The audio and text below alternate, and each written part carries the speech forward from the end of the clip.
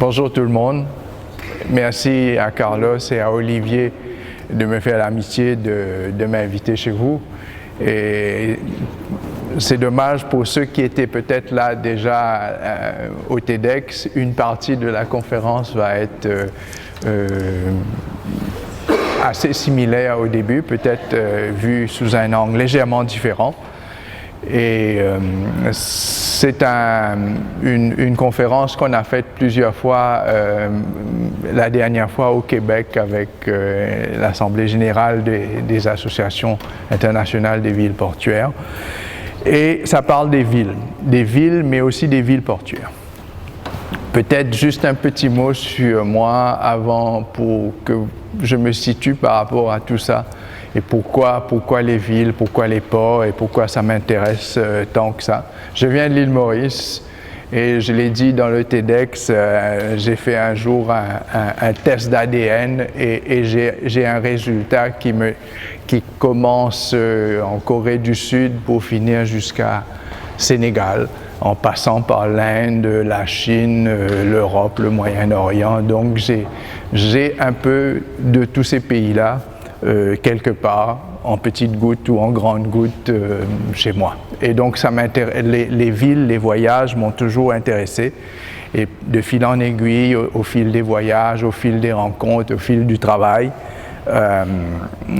j'ai développé un intérêt, sinon une passion même sur les villes. Et c'est de ça que je vais vous parler aujourd'hui, du monde globalement et comment tout se passe dans les villes et le futur peut-être nous réserve quelques surprises à moins d'être mieux préparés.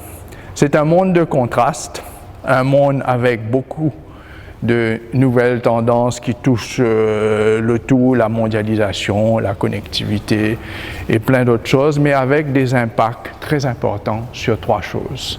Sur notre mobilité, la mobilité des flux dans tous les sens, sur notre cadre de vie et aussi sur la manière dont on va appréhender le monde. Et peut-être à partir de tout ça, dans ce monde de contraste, on va voir qu'il y a des leçons qui vont nous inspirer et qu'on aura à intégrer de toute façon pour pouvoir innover dans le monde de demain. C'est un monde urbain. Très urbain, les 2/3 de la population vivent déjà dans les villes et ces villes aujourd'hui ont un territoire, une population, une économie souvent supérieure à l'économie de certains pays. Ces villes ne sont plus juste une ville, elles s'agglomèrent. Si je prends depuis le Japon, Tokyo jusqu'à Nagoya, cette conurbation représente 80 millions de population. Pour comparer avec la France, vous voyez déjà l'échelle. Si je vais en Amérique du Nord, depuis Vancouver, on peut descendre à travers Seattle, descendre San Francisco, Los Angeles et ensuite rejoindre jusqu'à Tijuana, au Mexique. Tijuana est même une ville qui a un aéroport avec 2 sorties, une sortie au Mexique, une sortie aux États-Unis. Donc c'est quand même extraordinaire. Donc, et en Afrique, on peut prendre de Accra, Abidjan, Cotonou, Lagos, et même certains disent que ces villes, les restes des autres villes, les restes des pays ne sont que des banlieues de Lagos. Donc pour vous donner une idée de l'échelle de ce qui se passe dans le monde. Et ces villes sont concurrentes entre elles. Non seulement elles sont concurrentes avec des pays, parce que dans certaines villes, l'économie est tellement forte que si elles étaient invitées au G20, et d'ailleurs il y a le C40 maintenant qui est présidé par la maire de Paris, si elles étaient invitées au G20, elles seraient assises à la place de certains pays comme l'Argentine ou l'Indonésie, une ville plutôt qu'un pays. Mais ces villes sont concurrentes des fois entre elles dans le même pays. Les exemples sont nombreux. Sydney, Melbourne, Pékin, Shanghai, plus près de chez vous, Barcelone, Madrid, avec de fortes oppositions, et ainsi de suite. En France, Paris a vraiment une suprématie sur le reste du territoire, mais dans beaucoup d'autres pays, ces villes sont réellement concurrentes entre elles, et concurrentes, vous allez savoir pourquoi elles sont concurrentes. Et puis c'est un monde connecté. C'est un monde connecté avec un Nord qui est vieux et fragile de plus en plus, avec beaucoup de retraités, avec une population vieillissante, et quand je dis ça, ça va depuis la Corée du Sud, le Japon, beaucoup de pays d'Europe, et un Sud très jeune et démuni et pauvre. Un chiffre qui, c'est 1,9 sur l'écran, mais en réalité c'est plus de 2 milliards aujourd'hui, Facebook. Si Facebook était un pays, ça aurait été numéro 1 mondial en termes de population. Et donc c'est une communauté internationale qui est connectée, avec surtout des jeunes, et qui change complètement la manière des relations humaines et des relations tout court dans le monde. Et connectée de point de vue tellement que le temps et l'espace n'ont plus la même signification qu'avant. Il y a des nouvelles géographies où les cartes sont dessinées non pas en fonction des kilomètres, mais en fonction du temps que l'on met pour se déplacer, pour arriver à un endroit. Donc la France, avec le TGV, c'est un petit pays parce que tout est connecté. Donc le temps et l'espace changent complètement les rapports, et d'où le type d'application que vous connaissez sans doute, Uber, Airbnb, qui optimise l'utilisation des infrastructures, qui optimise l'utilisation des espaces, des mètres carrés, des chambres, des appartements, et même pour les jeunes, il y a beaucoup du couchsurfing, etc., qui permet une utilisation du surplus de manière plus durable, si je peux dire, dans un monde où les millennials réfléchissent davantage à aller dans cette direction-là. C'est un monde mobile aussi. Mobile, je parlerai de la migration après, mais mobile parce qu'il y a beaucoup de raisons pour que les populations se déplacent. Avant, c'était surtout le commerce ou les invasions militaires, etc. Mais maintenant, c'est aussi pour d'autres raisons. Pour le tourisme, 1,6 milliard de population par an qui bougent. Les expats qui choisissent leur lieu de travail, ils ne sont plus attachés à un lieu fixe de leur pays d'origine, ils veulent se déplacer et travailler. Les retraités qui avant, quand on avait 60 ans avant, on ne bougeait plus, quoi. C'était fini. La vie était arrivée à terme pratiquement. D'ailleurs, la longévité a tellement augmenté. C'est-à-dire, à 60 ans, on commence souvent une deuxième vie, et les retraités voyagent beaucoup. Et surtout des pays riches. Les Français viennent à l'île Maurice, ils passent un été au nord, un été au sud. Les Canadiens vont en Argentine, un été au nord, un été au sud, et ainsi de suite. Et donc ça explose tous ces flux-là, et ça explose les transports. Et maintenant, en plus, il y a une espèce de mobilité qui se fait sans déplacement. C'est les flux des capitaux. L'argent se déplace énormément sans que les personnes se déplacent. Amazon, Alibaba, commerce en ligne, etc. Et ces flux des capitaux sont générés surtout par les grosses multinationales, les GAFA, Google, Amazon, Facebook, Apple, etc., qui gèrent des budgets tellement énormes que les gouvernements sont pratiquement, je ne dirais pas à la merci, mais souvent presque en train de dire « oui, s'il vous plaît ». Amazon, son siège est à Seattle, il y a quelques mois, avait décidé d'avoir un deuxième siège toujours aux États-Unis, et une vingtaine de villes se sont présentées comme candidates, comme pour les Jeux Olympiques, pour avoir ces 50 000 jobs que Amazon va offrir. Et dans les rapports, vous pouvez imaginer le rapport de la mairie, de la municipalité par rapport à Amazon au lendemain de l'accord, ce qui va se passer. Donc il y a une espèce de flux et de mouvements d'argent qui changent toutes les données. L'Inde, par exemple, beaucoup de gens savent, l'Inde est propriétaire de Jaguar, de Arcelor à travers Mittal, et l'homme le plus riche du monde est un Mexicain, donc les choses ne sont plus du tout selon les images qu'on a eues de l'argent avant. Et c'est un monde, donc, cette mobilité, et je vais parler de cette dernière mobilité que j'appelle TGC, pas TGV, travail, guerre et climat, 300 millions de personnes qui se déplacent pour des raisons, au départ du travail, ça a toujours été une meilleure vie quelque part, et aussi pour la guerre, on voit partout maintenant en Syrie, le Yémen, etc., tous ces déplacements de population, et récemment, les régions pour des réfugiés climatiques, parce qu'il y a au Bangladesh et dans beaucoup d'autres pays, là récemment en Iran, beaucoup d'inondations, etc. Donc, et ces personnes-là, quand elles se déplacent, c'est toujours pour les mêmes raisons, pour une meilleure vie, pour une meilleure qualité de vie quelque part. Mais le côté positif de tout ça, c'est que ces personnes-là créent de la valeur. Ils créent de la valeur dans leur pays d'accueil, ils créent de la valeur, et cette valeur n'est pas souvent dans les grandes nouvelles. Par exemple, rien que dans le continent africain, la totalité de ce qu'on appelle des remittances, de ce que les Africains immigrés renvoient dans leur pays, est supérieure à toute l'aide internationale que les grandes institutions envoient au continent africain. Donc, ils créent réellement de la valeur dans leur pays, et en plus, ils créent une diversité, et c'est là où ça devient intéressant, une diversité qui est innovante et créative.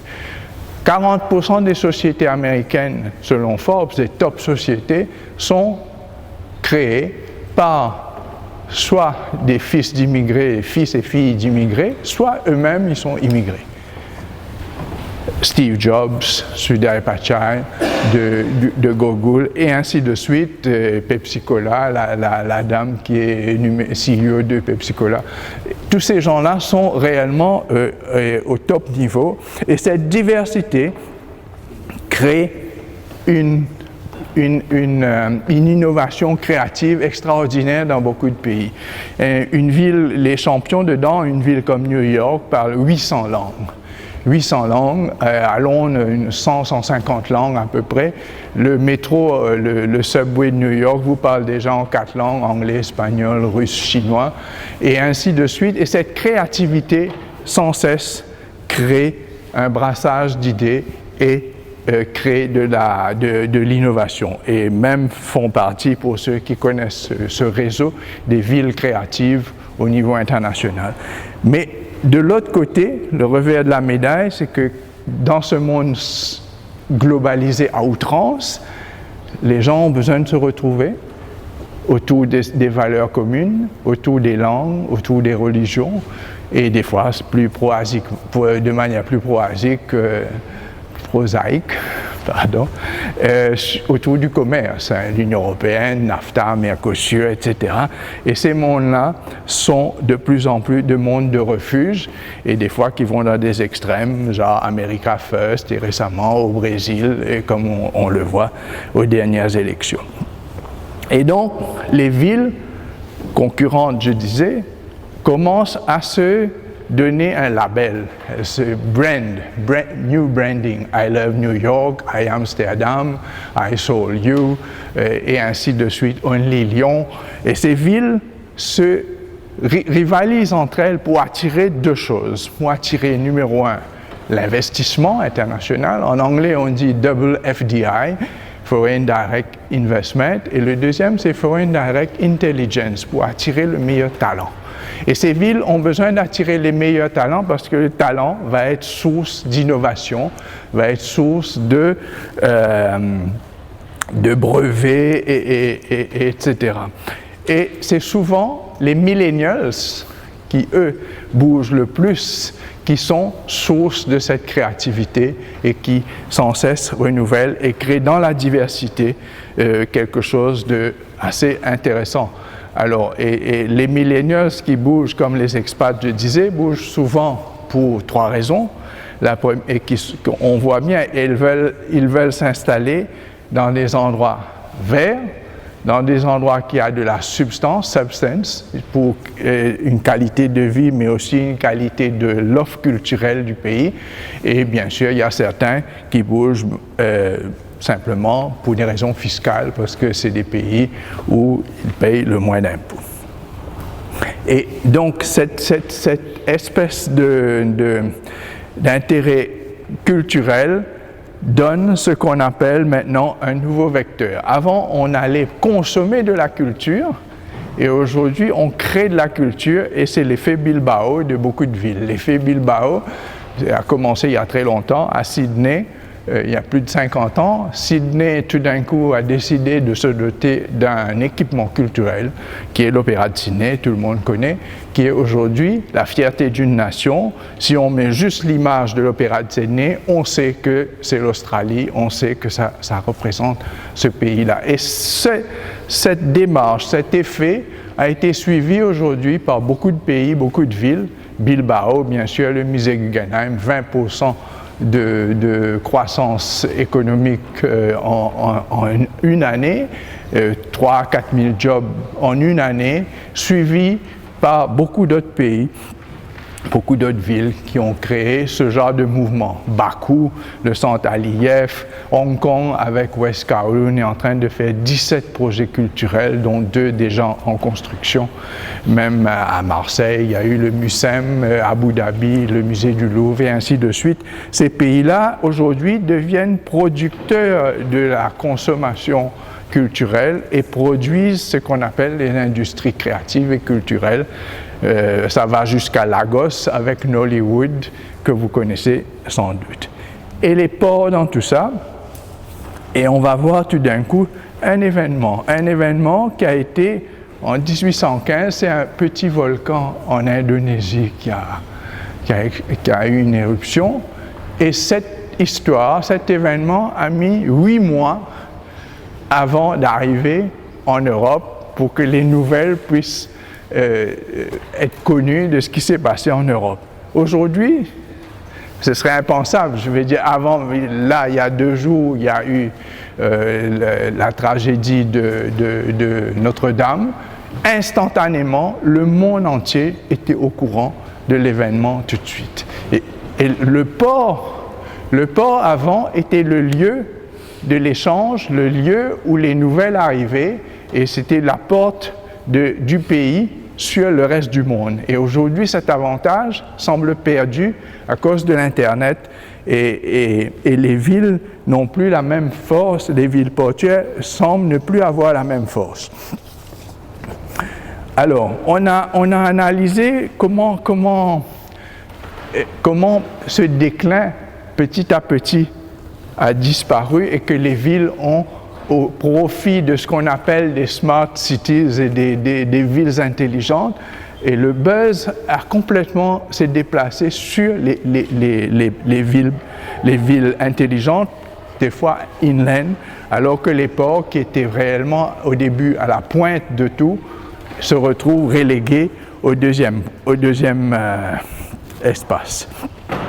Mais très vite, il y avait un espace et un territoire qui, en théorie, n'appartient à personne ou appartient à tout le monde, c'est la mer, qui ne connectait que les peuples, aujourd'hui devient elle-même un espace, une zone économique exclusive, et qui permet des connexions qui ont dépassé toute espérance.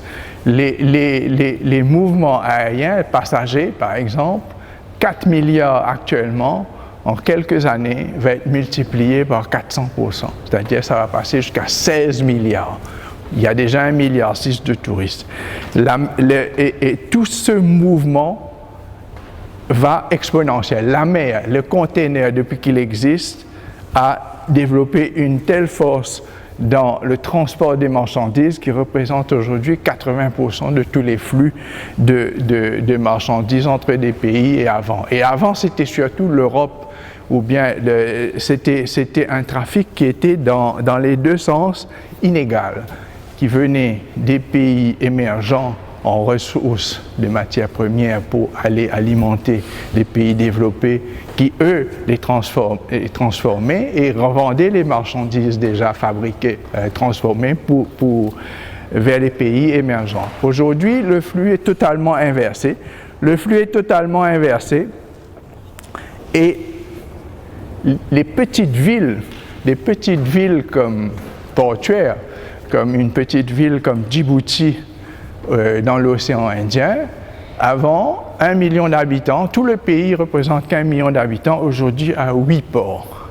8 ports, dont un port qui est dédié juste au commerce en ligne, c'est pratiquement le port d'Alibaba, un port chinois, qui vient livrer toutes les marchandises, des containers entiers de marchandises, et les Chinois ne s'arrêtent pas là. Ce port connecte 800 km de chemin de fer jusqu'à Addis Abeba, en Éthiopie, qui est le deuxième plus grand pays d'Afrique, 200 millions d'habitants. Mais ces 800 km ne s'arrêteront pas là. L'idée est de continuer le chemin de fer jusqu'à l'Atlantique, jusqu'à Dakar. 3500 km. C'est-à-dire, au lieu de faire tout le tour du Cap ou bien le canal de Suez pour arriver dans l'Atlantique, le petit port de Djibouti va desservir 14 pays directement jusqu'à l'Atlantique. Cette transformation-là change énormément beaucoup de choses.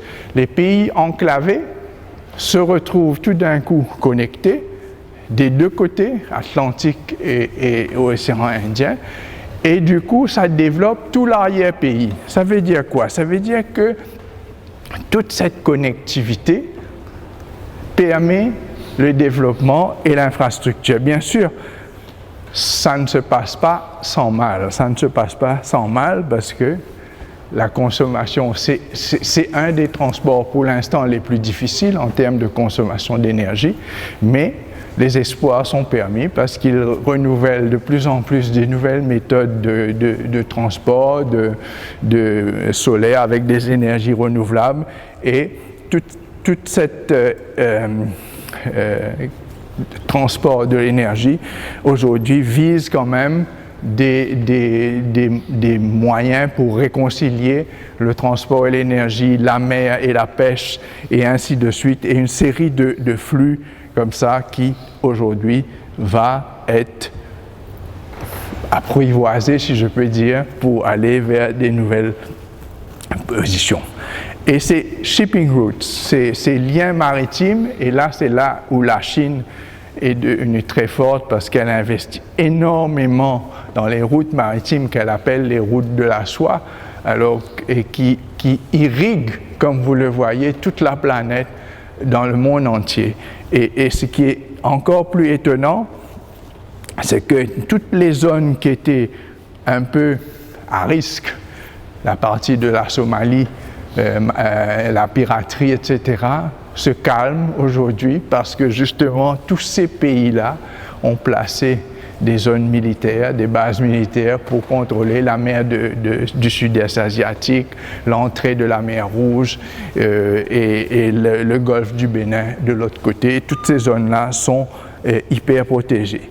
Et le climat, le changement climatique vient ouvrir de nouvelles routes aussi, ce qu'on appelle le Ice Silk Road. Le pôle Nord commence à fondre, du coup Shanghai se trouve très près du Canada et de l'Europe. Les bateaux passent par le pôle Nord pour aller directement vers de nouveaux ports, et au lieu de faire tout le tour comme on le voit. Et donc au milieu de tout ça, les villes qui avant étaient que des problèmes, c'était réellement pour les gouvernements des problèmes énormes. Les villes deviennent des plateformes d'opportunités, des plateformes où elles-mêmes elles sont des solutions qui essayent de résoudre plusieurs problèmes avec un petit ensemble de solutions. Et ces villes, non seulement elles apportent des solutions à la vie de tous les jours, elles ouvrent des opportunités économiques, elles résolvent des problèmes de transport, d'énergie, etc. Mais ces villes deviennent aussi le sujet d'étude un laboratoire urbain qui permet, elle, de devenir un moteur économique encore pour le pays. J'avais fini cette conférence au Québec avec cette petite phrase de Jacques Brel. Dans le port d'Amsterdam, il y a des marins qui chantent et je pense que maintenant, contrairement à ce qui était avant, ils peuvent recommencer à chanter parce que les ports n'étaient pas ce qu'ils étaient. Même Marseille, que vous connaissez sûrement très bien, Singapour, sont des villes et des ports maintenant très vivables par rapport à ce qu'elles étaient avant. Je vais m'arrêter là et peut-être vous aurez des questions pour moi. Merci.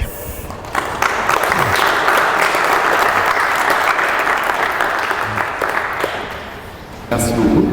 Donc on a un petit peu de temps pour quelques questions-réponses. C'est quand même quelque chose d'assez privilégié puisque Gaëtan est aussi envoyé spécial de UN Habitat. Donc ça donne une dimension à la présentation un peu différente. Donc si vous avez des questions sur son activité. Bonsoir, François-Xavier Baudry. J'avais une question, vous avez effectivement parlé des routes du Nord qui vont se développer avec les changements climatiques. Du coup, quid des pays africains qui ont basé leur développement et leur économie sur les routes de la soie et leur développement portuaire, je pense à l'Égypte en particulier. Qu'est-ce qu'on peut attendre en fait aujourd'hui cette zone se focus sur la zone Asie du Sud-Est et Afrique, alors que clairement les routes du Nord sont plus rapides et plus économiques. En fait. Elles sont ouvertes toute l'année. En fait, l'océan Indien, parce que c'est l'océan qui regroupe, qui connecte, disons, les trois continents, enfin l'Océanie, l'Asie et l'Afrique, est réellement le bassin où il y a le plus de croissance maritime actuellement. La Chine, comme les pays asiatiques, sont intéressés par les matières premières de l'Afrique, mais aussi l'énergie qui vient du Moyen-Orient pour emmener de l'autre côté. Les Chinois, eux, ils sont intéressés à pénétrer dans le continent. Et la route maritime leur permet de pénétrer dans le continent par une série de ports. Djibouti étant un des ports, il y a aussi Mombasa, il y a Maputo, il y a Durban, et ainsi de suite. De l'autre côté même, Walvis Bay, du côté de la Namibie. Mais ce qui est le revers de la médaille, c'est que c'est la Chine qui finance souvent toutes ces infrastructures et ces pays empruntent de la Chine pour pouvoir se doter de nouvelles infrastructures et donc attirer de l'investissement, mais souvent se retrouvent dans une position un peu délicate et comme si de dette vis-à-vis d'un pays qui leur impose ensuite un certain nombre de règles. Donc c'est pas un jeu égal, si vous voulez. Et dans ce jeu-là, il y a la théorie qu'on appelle le collier de perles. La Chine a créé une série de ports dans tout l'océan Indien, chaque port étant une perle qui est reliée par le collier de perles. Deux pays qui se retrouvent très très endettés dans ce jeu-là, le Sri Lanka, avec un port aujourd'hui qui pratiquement, le gouvernement même ou la municipalité est en faillite et doit beaucoup d'argent à la Chine. Et le deuxième, c'est au Pakistan, juste à la frontière indienne, où ils sont dans la même situation. Mais pour eux, c'est très important, et surtout le port du Pakistan, c'est très important parce que c'est le port qui relie presque la partie iranienne et tout ça vers l'énergie pour amener l'énergie vers la Chine. Donc c'est un jeu un peu inégal, mais certains disent qu'il vaut mieux peut-être créer des connexions que créer des murs.